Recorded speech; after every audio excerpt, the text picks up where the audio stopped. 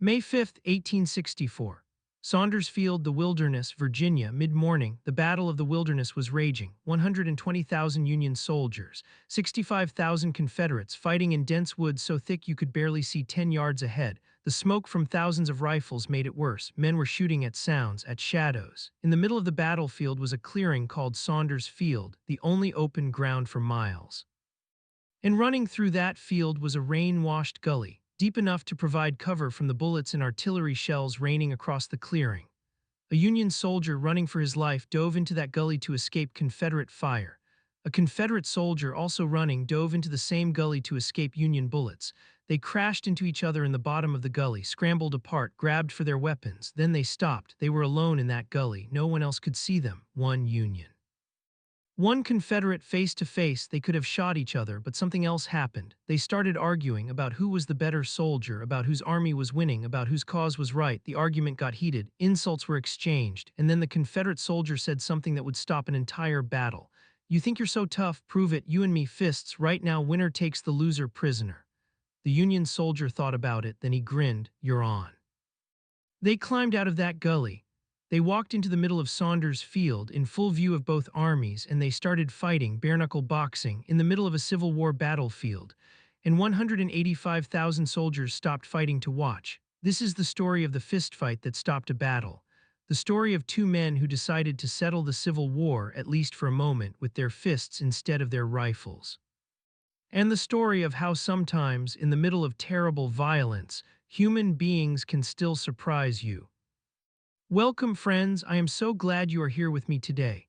The Civil War was America's bloodiest conflict, over 600,000 dead, battles that lasted days, suffering beyond imagination. But in the middle of all that death, there were moments of strange humanity.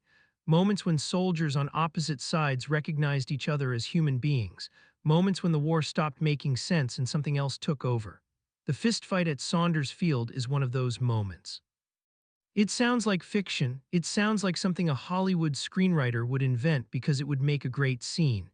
But it really happened. We have eyewitness accounts from soldiers on both sides. They all tell the same story. In the middle of one of the war's bloodiest battles, two soldiers decided to have a boxing match, and both armies stopped fighting to watch. Today, we are going to tell that story. We are going to talk about the Battle of the Wilderness, about the chaos and confusion of forest combat, and about the moment when two exhausted, terrified soldiers found themselves in a gully together and decided that maybe there was a better way to settle things than killing each other. If you love these strange, human stories from the Civil War, stories that show the complexity of war and the unpredictability of human nature, I hope you will subscribe to our channel. Now, let us go to Virginia in May of 1864, to one of the most confusing and brutal battles of the entire war. Background: the Wilderness. The Battle of the Wilderness was unlike any other battle of the Civil War. It was fought in a dense forest called the Wilderness of Spotsylvania. This was not farmland with neat fields and clear sightlines. This was thick, tangled woods, second-growth forest with undergrowth so dense that visibility was often less than 50 yards, in some places less than 20. In May of 1864, Lieutenant General Ulysses S. Grant launched his overland campaign. He would march the Army of the Potomac south toward Richmond. He would bring Robert E. Lee's Army of Northern Virginia to battle, and he would not stop. No retreats, no going back, just constant pressure until the Confederacy broke. Lee knew Grant was coming, and he chose to meet him in the wilderness. Because in that tangled forest, Grant's numerical advantage would not matter. Soldiers could not form neat lines of battle. Artillery could not find clear fields of fire. Cavalry was useless. The two armies collided on May 5, 1864. The fighting was chaos. Units got lost in the woods, soldiers fired at sounds, officers could not see their own men. Regiments became separated and had to fight independently, and the woods caught fire. Muzzle flashes from thousands of rifles ignited the dry undergrowth. Flames spread through the forest. Wounded men who could not move were burned alive. The smoke from the fires combined with gunpowder smoke made visibility almost zero.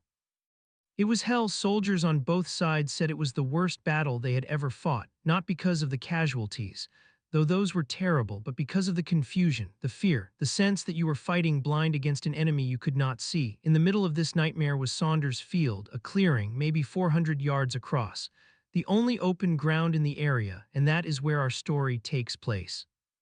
The Gully, an unexpected meeting. John Worsham of the 21st Virginia Infantry wrote about what happened in his memoir, One of Jackson's Foot Cavalry. As the battle raged, soldiers from both sides sought cover wherever they could find it. A rain-washed gully ran through Saunders Field, not a formal trench, just an erosion channel, maybe 4 feet deep in places. It was better than nothing. Union soldiers fleeing Confederate fire dove into that gully. Confederate soldiers fleeing Union fire did the same. At one point, a Union soldier and a Confederate soldier ended up in the same section of gully at the same time. We do not know their names, Worsham did not record them, but we know what happened next. They confronted each other, both had rifles, both could have shot, but something stopped them. Maybe it was the exhaustion, they had been fighting all morning in that terrible forest. Maybe it was the heat, May in Virginia, thick wool uniforms. Smoke and fire everywhere. Or maybe it was just the absurdity of it all. Here they were, alone in a gully, while thousands of men killed each other all around them. They started talking, not shooting, talking. The conversation started as most soldier conversations do. Where are you from? What unit? How long have you been fighting? But then it got more heated. The Union soldier said something about the Confederate soldiers' army being finished. The Confederate soldier replied that the Yankees were the ones who were running. Insults were exchanged, opinions about the war, about courage, about who was the better soldier. And then, according to Worsham's account, they made an agreement. They would fight hand-to-hand, bare-knuckle boxing. The winner would take the loser as a prisoner of war. No guns, no killing, just fists. It was insane, but they both agreed. The fight both armies watch. Here is where the story becomes almost unbelievable. The two men climbed out of the gully. They walked into the middle of Saunders Field in full view of both armies, and they started fighting. At first, the other soldiers did not understand what they were seeing. Two men standing in the open, not shooting at each other. What was happening? Then someone realized they are boxing, they are having a fist fight. The word spread up and down the Union line, up and down the Confederate line. There is a fist fight happening in Saunders Field. Soldiers stopped shooting. They lowered their rifles. They moved forward to get a better view. Officers did not order them to keep fighting. They were watching too. On both sides, men ran to the edge of the clearing. Union soldiers on one side, Confederate soldiers on the other, all watching the same spectacle. Two men, one in blue, one in gray, fists flying, fighting in the middle of no man's land while 185,000 soldiers watched. Men started cheering. Union soldiers cheered for their man. Confederate soldiers cheered for theirs. Come on, Yank, hit him, get him, Johnny. It was surreal. Minutes earlier, these same men had been trying to kill each other. Now they were spectators at a boxing match. The fight itself is not well documented. Worsham's account says it did not last long. The Confederate soldier, Johnny Reb, got the better of the fight. He knocked the Union soldier down. The Union soldier, true to his word, surrendered. Both men returned to the gully. The Confederate soldier helped his prisoner to Confederate lines. And then, as if someone had flipped a switch, the battle resumed. Rifles started firing again, artillery resumed, the cheering stopped. Men went back to trying to kill each other, but for a few minutes, maybe 5, maybe 10, the entire Battle of the Wilderness had stopped to watch a fist fight. The witnesses, did it really happen? You might be thinking, did this really happen, or is it a tall tale that grew in the telling? The answer is, it really happened. We have multiple accounts. John Worsham of the 21st Virginia Infantry wrote about it in his memoir published after the war. He was there, he watched it happen. Other soldiers mentioned it in letters and diaries. Union and Confederate sources both confirm the basic story. Two men fought in Saunders Field, both armies watched. The details vary slightly. Some accounts say the fight lasted longer, some say it was shorter, but all agree on the core facts. Two soldiers, a gully, an argument, a fistfight, both armies watching, it happened. And it tells us something important about the Civil War, something we often forget. These men were not mindless killing machines. They were human beings, scared, exhausted, homesick. And sometimes, in the middle of the horror, they found ways to be human. The larger context, humanity in war. The fistfight at Saunders Field was not the only example of strange humanity in the Civil War. There were Christmas truces, informal agreements to stop fighting during holidays. Soldiers from both sides would meet between the lines, trade tobacco for coffee, share food, sing songs. There were picket truces. Soldiers on guard duty at night would agree not to shoot each other. They would talk across the lines, exchange newspapers. Sometimes they would trade items. A Confederate might trade Southern tobacco for Northern coffee. At Fredericksburg during the battle, a Confederate soldier named Richard Kirkland brought water to wounded Union soldiers lying between the lines. He could have been shot, but both sides held their fire and watched him give aid to the enemy. These moments did not change the outcome of the war. They did not stop the killing. The next day, the same men who had shared tobacco would try to kill each other again, but they mattered. They showed that even in the worst circumstances, human beings can choose compassion over cruelty, connection over hatred. The fistfight at Saunders Field is the most absurd example. Two men boxing while armies watch. It sounds like a joke, but it was real. And it was a reminder that war, for all its horror, is still conducted by human beings. And human beings are capable of surprising you. The battle continues back to hell. After the fistfight ended, the Battle of the Wilderness continued for 2 more days. May 5th, 6th, and 7th, 3 days of fighting in dense woods, 3 days of chaos and confusion and fire. When it was over, the casualties were staggering. Union, approximately 17,500 killed, wounded, or missing. Confederate, approximately 11,000. The battle was tactically inconclusive. Neither side won decisively, but Grant kept moving south. He did not retreat. He pushed on toward Spotsylvania Courthouse. The war would continue for another year. Hundreds of thousands more would die. The suffering would go on. But for one brief moment on May 5th, 1864, the war stopped. Two men fought with their fists instead of their rifles. Both armies watched and cheered, and then it was back to killing. That is the tragedy. The moment of humanity was brief, beautiful in its way, but it did not change anything. War is not a series of boxing matches where the losers go home as prisoners. War is mass killing, industrial slaughter, and that is what resumed after the fistfight ended. Reflection: what does it mean?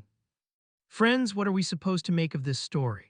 On one level, it is just a strange anecdote, a weird moment in a brutal battle, something to make you smile and shake your head. But I think it means more than that. The fistfight at Saunders Field shows that war does not erase humanity. Even in the middle of the worst battles, soldiers could still recognize each other as human beings. They could still make choices that were not about killing. Those two men in the gully had a choice. They could have shot each other, no one would have blamed them. They were at war. That is what you do in war, but they chose something else. They chose a fight with rules, a contest with a winner and a loser, but where both survived, a way to settle their dispute without death. And the soldiers watching made a choice too. They could have kept shooting, they could have tried to rescue their man or capture the enemy, but they chose to watch, to cheer, to treat it as a sporting event rather than a war. For a few minutes, the Civil War became something other than killing.